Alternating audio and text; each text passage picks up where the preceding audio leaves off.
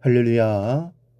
사랑하는 대강의 가족 여러분, 오늘 하루도 하나님의 말씀과 동행하는 삶이 되길 소망합니다. 오늘 함께 나눌 하나님의 말씀은 마가복음 3장 28절에서 30절 말씀입니다.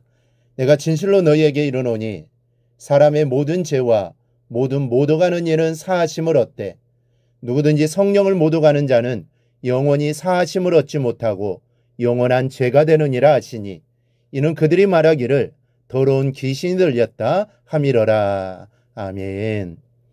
기독교는 불가능을 가능케 하는 종교입니다.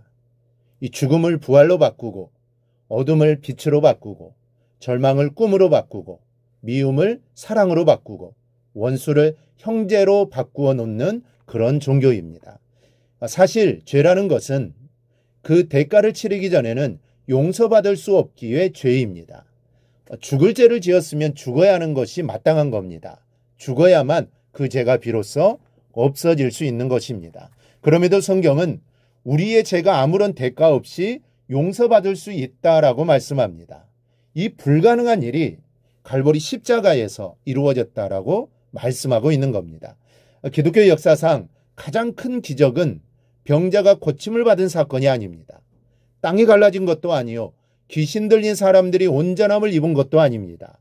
기적 중의 기적은 하나님의 아들이 사람의 손에 죽임을 당한 겁니다. 그리고 그로 말미암아 우리의 죄가 값없이 용서함을 받은 것이 가장 놀라운 기적입니다. 그래서 구원의 사정권 안에 있는 우리들은 용서받을 수 없는 죄는 없다라고 편안하게 생각합니다. 그런데 오늘 예수님은 도저히 용서받을 수 없는 죄가 있다라고 말씀합니다. 상당히 충격적인 말씀인데 그 죄의 이름이 성령을 해방하는 죄입니다. 우리는 이 죄에 관해 정확히 알아둘 필요가 있습니다. 먼저 성령을 해방하는 죄가 무엇인가를 바로 알아야 합니다.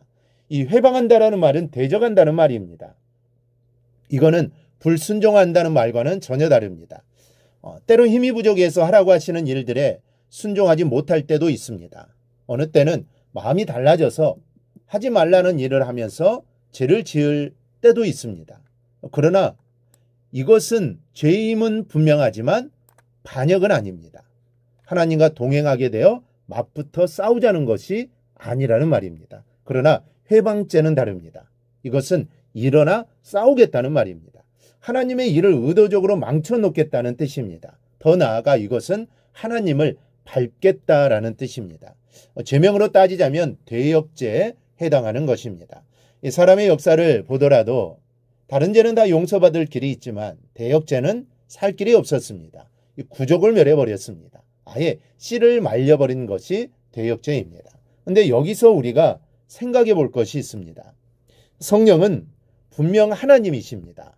즉 성삼위 중 한 분입니다. 그렇다면 사람이 하나님을 해방할 수 있을까라는 생각입니다.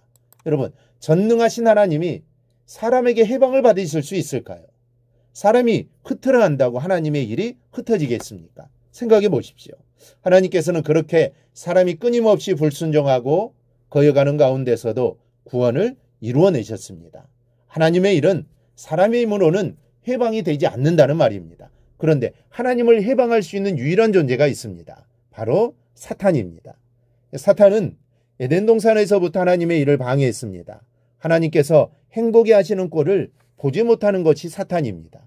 그래서 사람을 선악과로 인도해 죄를 짓게 했습니다. 하나님의 일을 크게 회방하는 순간입니다. 하나님의 가장 큰 행복을 무너뜨린 것이죠. 그러니까 본래 성령 해방죄는 사탄에게 해당되는 것입니다.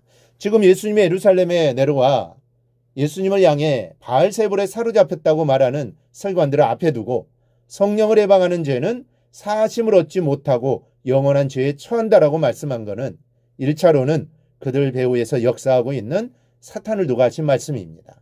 주님께서 다시 오시는 날 하나님은 하나님의 역사를 방해한 사탄을 용서하지 않을 겁니다.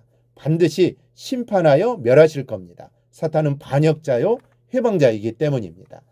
둘째로 이런 사단의 역사를 알면서도 적극 가담하는 사람도 생명을 구하지 못할 것입니다. 예수님은 사단의 사주를 받아 성령을 해방하는 사람들의 정형을 마태복음 23장 13절에서 말씀하신 사실이 있습니다. 화 있을진저 외식하는 서기관들과 바리새인들이여, 너희는 천국문을 사람들 앞에서 닫고 너희도 들어가지 않고 들어가려는 자도 들어가지 못하게 하는도다. 이것이 바로 성령 해방죄의 정형이요, 성령을 해방하는 자의 밝게 드러난 모습입니다. 천국문을 모르는 사람들이 아닙니다. 누구보다도 천국문을 잘 아는 사람들이요, 어떻게 하면 하나님의 나라로 들어갈 수 있는지도 잘 알고 있는 사람입니다. 그럼에도 하나님의 나라에 들어갈 생각이 없습니다.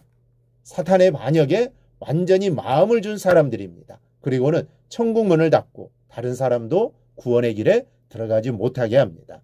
서기관과 바리새인들이 그랬다는 말입니다. 하나님을 섬긴다는 명목으로 신앙의 권력을 다지고는 하나님의 아들을 철저하게 해방하고 반역했습니다. 사탄에게 사로잡혔기 때문입니다. 문제는 지금 우리들 가운데도 이런 제약이 없느냐라는 겁니다.